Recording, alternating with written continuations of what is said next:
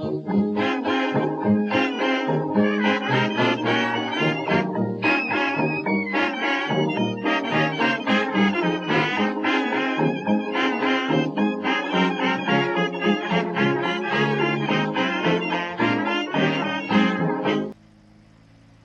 you ever thought to yourself, I need another single-seater?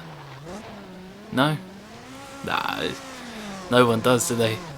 There's always enough single-seaters out there. But CTDP modding obviously think we do need another. And it's a good thing they did, because it's bloody marvellous. This is the Tatuus, however it's meant to be called, NT07. A brilliant name, inspires fear into your enemies and puts doubt into the minds of the people who despise you. What about the car? It is from that massive pile of defunct single-seater series that have been floating around and always being added to. Once upon a time it was F3000, and then it kind of ended up as Formula Master, as it's known here. Then it kind of ended up as GP2, GP3, Renault World Series 2.0, any other generic single-seater series that you can think of. Let's have a look at the car though, because it's, like I say, it's bloody marvellous. Just looking around the old car, I mean, look at that, nicely detailed, beautiful little winglets and aero parts all over the place. Nice wheels, they look like wheels, they're round rather than hexagons. You've got little holes cut into the chassis where the suspension goes through. On other mods that just go straight through solid carbon, so nice little touch. And look at that diffuser as well, that's just artwork. The little curves, and even you can even see little screw heads up the top as well, which is quite nice. Nice little touch, you always want to see some screw heads. Yeah. And then look at the interior as well. The interior is beautifully done. The wheel, got the little LCD to screen, that actually works. Even that tiny little strip of windscreen that's all scratched up as well. It's customary to have a scratched up windscreen in Assetto Corsa, so good to see that they've introduced that to the game as well. But how does the car handle? That's the big one. Well, yes. Well and not well, depending on who you are and what you want from a car, I suppose. Massively different to other single-seaters, basically. You look at the Lotus Exos and the Formula Abarth, really low-powered Formula Abarth. They both have a really narrow region of performance where you can actually drive the damn thing. And if you go too far over that line of performance, you're going to end up in a wall. Go too slow under that level of performance, and you'll fall off the track straight into a wall as well, and death is going to ensue regardless.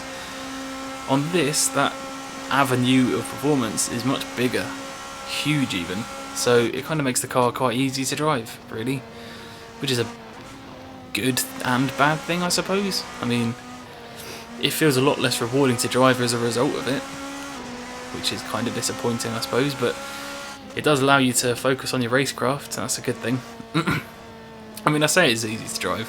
It can still kill you, especially if you get on the curbs. Just stay away from them. Just not worth it. They're lethal, absolutely lethal. Put one wheel on, it's going to suck you in, and you will die. Go a bit too far over, you're not getting off it. You're going to be killed. You're going to die regardless. It's a dangerous thing. But James, you can change that with the setup and make it easier to ride the bumps. Yeah. Nah. Whatever, bruv. Whatever. How does it sound? That's the next key thing. How does it sound? Let's have a listen.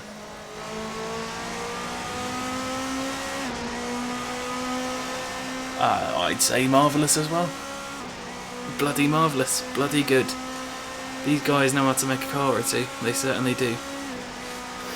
There's two versions of the car. We've got a track day version, or track ready, not track day, track ready version, which is the one I'm testing. And there is also a hill climb version, as these cars in the real world have now found their way into the hands of what can only be described as mentalists, absolute insane psychos who drive inches from death at at hill climb events, driving on cliff tops, driving over bumpy roads. I mean, why do it? Bloody lethal. Get rid of it. Nah, just do what you want. Do what you want. If you want to do that, go for it. But for me, it's all about the track car, so I won't bother looking at the old hill climb car. There was only 3 seasons of this in the real world, but if you've got a few hours to spare, we had an unofficial 4th season of it with our International Masters of Formula R Championship, every round of which can be conveniently found here. But in conclusion, this is a bloody good mod. Really good. So, I mean, it's really nicely detailed, beautiful sounds to it. The handling is good overall, if maybe a little bit too easy, but who am I to complain that a car is too easy to drive? That's pretty ridiculous, actually. That's stupid, even. Bloody stupid. Shut up, James, what are you talking about? So yeah, just download it, because it's a bloody good mod, you know, just download it. CTDP, they've done a ridiculously good job with it, so you owe it to them to download it, because they've done a really good job putting it together.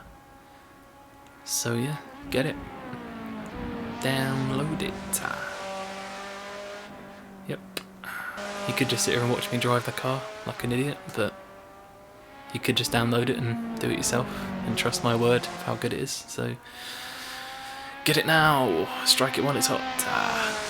Overall though, give the mod 9.5 out of 10. See you later.